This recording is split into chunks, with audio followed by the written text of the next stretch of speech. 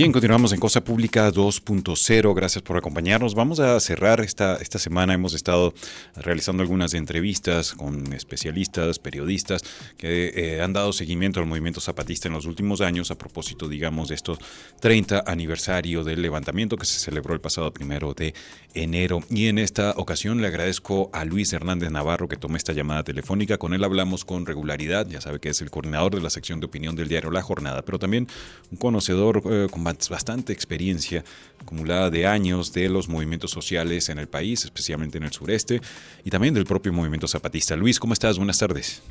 Buenas tardes, Jesús. Feliz año a ti y a tu auditorio. Muchas gracias. Muchísimas gracias. Todo lo mejor, Luis Hernández. Feliz año para ti también. Y vaya que comenzó bastante interesante el año, Luis, con la serie de actividades que se realizaron allá en Dolores Hidalgo, en este pueblo, por cierto, tierras recuperadas de finqueros, donde se celebró el 30 aniversario del levantamiento zapatista. ¿Qué te pareció todo el evento, la participación de los niños, jóvenes, la serie de actividades culturales, artísticas, de danza, de música, con lo cual los propios jóvenes recrearon la historia de estos 30 años de levantamiento, pero también plantearon una autocrítica? Me pareció una puesta en escena muy hermosa y muy reveladora de la propia reflexión sobre la historia, no solamente la reciente, y sobre lo que es su nueva propuesta de intervención pública. Una puesta en escena en donde combinaron la danza, la pintura, por supuesto, la poesía coral, con una parada militar a ritmo de Panteón Rococó, y desde Iztapalapa para la Selva Lacandona, diríamos ahora, ¿no? Con Los Ángeles Azules. Entonces creo que fue una celebración muy imaginativa, que fue finalmente un enorme mentis, ¿no? Un desmentido a lo que se había venido construyendo desde distintos medios a propósito de los 30 años del zapatismo. Se quería presentar como una fuerza política ya acabada, se quería insistir en que el crimen organizado y la migración los habían desfondado, que era un ejército de viejitos, y lo que hoy vimos fue todo lo contrario, ¿no? Fue una enorme demostración de capacidad de convocatoria. Está muy claro el relevo generacional. Como tú decías, participaron en los eventos como milicianos, muchachos, jóvenes, adultos ahora, que muy probablemente no habían nacido cuando fue el levantamiento, mostrando entonces que este supuesto desfondamiento no es tal, es una invención o de los académicos que no salen de sus escritorios o de quienes están interesados en mostrar debilidad. Dicho sea de paso, esto se ha venido repitiendo una y otra vez desde hace 30 años, ¿no? Desde que surgieron los zapatistas, han habido voces que dicen, no, pues ya se acabaron, no, y tienen fuerza. Bueno, ahora se demostró que sí la tienen. Impresionante también, y cómo, digamos, cerraron bocas, digamos, los zapatistas con esta actividad. Has escrito, bueno, vamos a compartir en las redes sociales, de recomendar 2 columnas que leí recientemente tuyas, la de Brecht en las Cañadas, que justo ahorita te iba a preguntar, me parece que se refiere sobre todo a la actividad cultural en colectivo, artística. Pero está la otra columna de actualidad del Ya Basta Zapatista que escribiste, donde me parece que haces un recuento extraordinario de los mitos, las mentiras que se han ido creando a lo largo de los últimos 30 años y cómo lo replican incluso ahora los, digamos, intelectuales o académicos o militantes de la Cuarta Transformación. Las mismas mentiras que crearon el priismo y el panismo están siendo replicadas actualmente, Luis. Sí, así es. Gracias por recomendar los 2 artículos. Cuando emergió el zapatismo, el 94, en el centro de su propuesta estaba el desconocimiento de Carlos Salinas de Gortari como presidente, al que se le calificaba como usurpador. Y convocaban a los otros dos poderes, es decir, al legislativo y al judicial, a deponerlo. A pesar de esta proclama explícita, a partir de entonces comenzó a manejarse de distintas maneras que el zapatismo era una creación de Salinas, cuando Salinas fue realmente el principal perjudicado con el levantamiento rebelde. Él aspiraba a construir un proyecto transeccional con la candidatura de Colosio, a que su proyecto iba a continuar, como dijo alguna vez Serra Puche o algún otro funcionario a lo largo de más de 30 años, Gurría creo que fue el que lo dijo, no Serra Puche, disculpa, y el proyecto de Salinas fue descarrilado a partir de entonces. Luego se han inventado cualquier cantidad de, diría yo, de sandeces, de tonterías, ¿no? Como de que los zapatistas están al servicio de la corona británica, de que son una fuerza para evitar la explotación del uranio en la región, que vienen del manual más fantasioso de la ciencia política ficción, ¿no? No tienen ninguna evidencia para hacerlo. Y por supuesto, como decía hace un momento, a lo largo de todas estas décadas, una y otra vez se habla del agotamiento del proyecto, de sus rupturas, pero lo que vemos es que a pesar de no tener el apoyo gubernamental, a pesar de la acción de los paramilitares, no obstante la presencia del crimen organizado hoy, el zapatismo sigue adelante con sus proyectos autogestivos de democracia directa, sus propuestas educativas desde abajo, su producción artística, por supuesto, la agricultura orgánica, y hoy ponen en el centro algo que es muy interesante, que es una nueva iniciativa de lo común, ¿no? De trabajar la tierra más allá de las formas de tenencia que existen en el marco constitucional, la pequeña propiedad, el ejido y la propiedad comunitaria. Y ellos dicen, no, vamos a crear la no propiedad, ¿no? Y vamos a trabajar juntos esa tierra, y se va a disfrutar también de manera conjunta de los beneficios de esa explotación de la tierra. Es una propuesta muy audaz, muy interesante, todavía que tendremos que ver cómo camina, pero que está ubicada en un plano que va más allá, me parece, las iniciativas tradicionales desde la izquierda y el movimiento indígena. No, sin duda.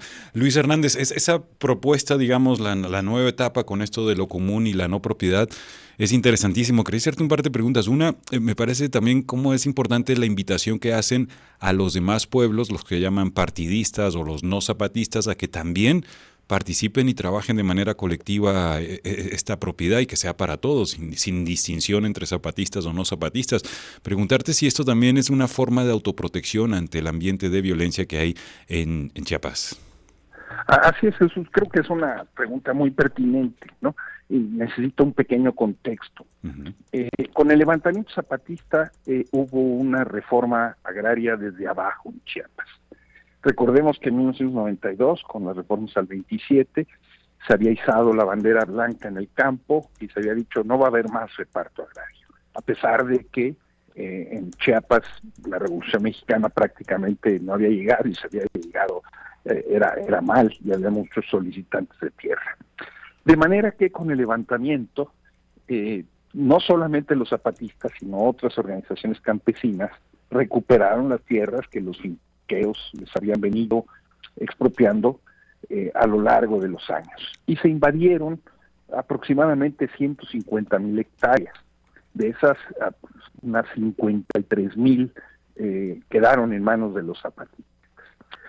Sin embargo, con el paso del tiempo, sobre todo a partir del año 2000, como una política impulsada desde la reforma agraria y desde el gobierno del estado de Chiapas, se estuvo promoviendo que otras organizaciones campesinas se quisieran apropiar de la tierra de los zapatistas, que era una tierra que no había entrado a Procede y que no estaba titulada.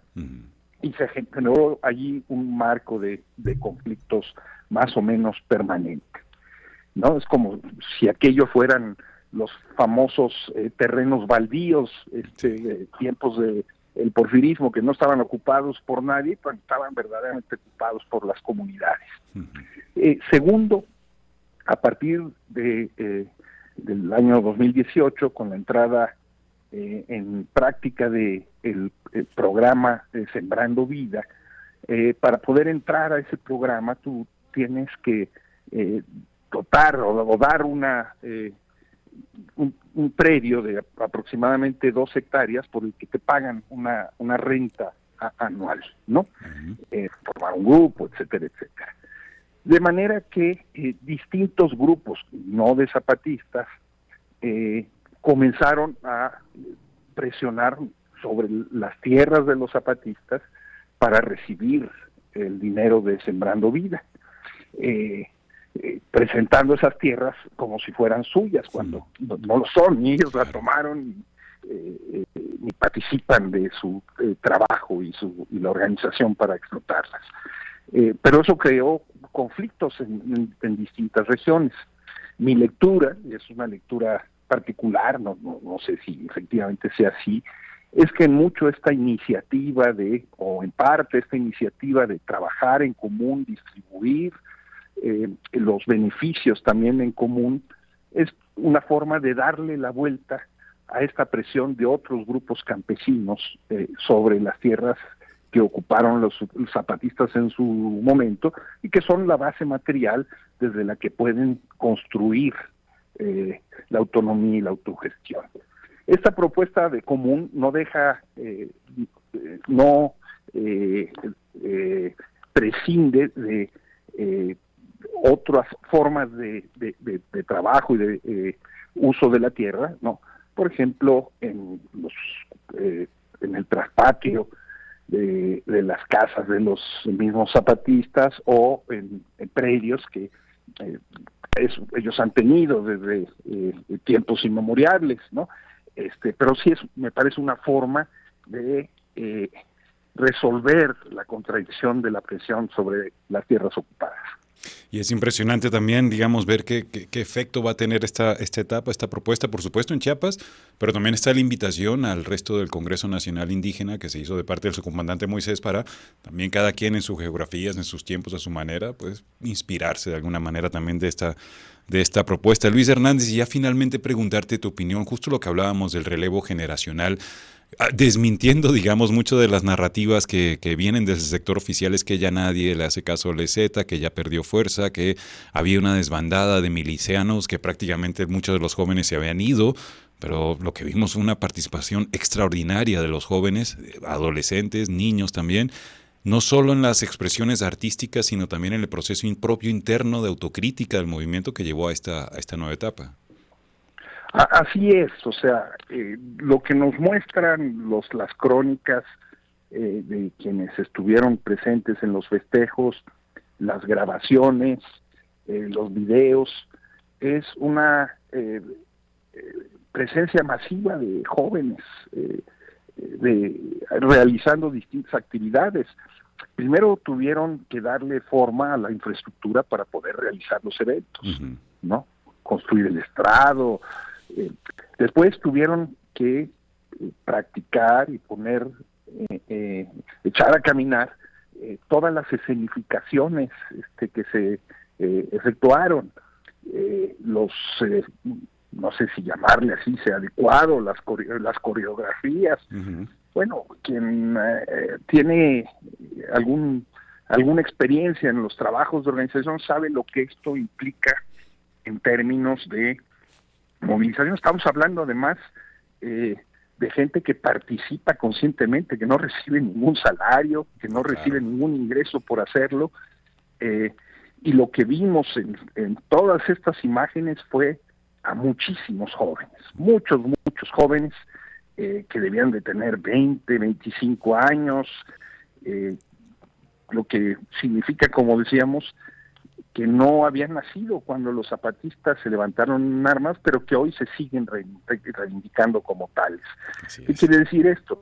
Que el zapatismo es una identidad, es una razón de ser, que le da cohesión y que le da unidad a ese mundo poblacional tan amplio en la selva de Chiapas, a pesar de las presiones que hay de parte del gobierno, de los paramilitares, del crimen organizado, para que no la tengan. Por supuesto, y bueno, cómo han resonado esas ideas, más allá de Chiapas, también es otro aspecto importantísimo en todo el planeta, nos permite imaginar también otro mundo, como dicen, donde quepan muchos mundos. Muchísimas gracias, Luis Hernández, por este contacto, si me permites, pues la invitación a seguir en comunicación a lo largo del año, tener pues contactos encantado, acá. Jesús, muchas gracias por tu hospitalidad, saludos a todos ustedes y un abrazo. Un abrazo fuerte, solidario. Muchísimas gracias, Luis Hernández Navarro, coordinador de la sección de opinión del diario La Jornada. Hacemos la última pausa en Cosa Pública 2.0 y regresamos ya para cerrar el programa.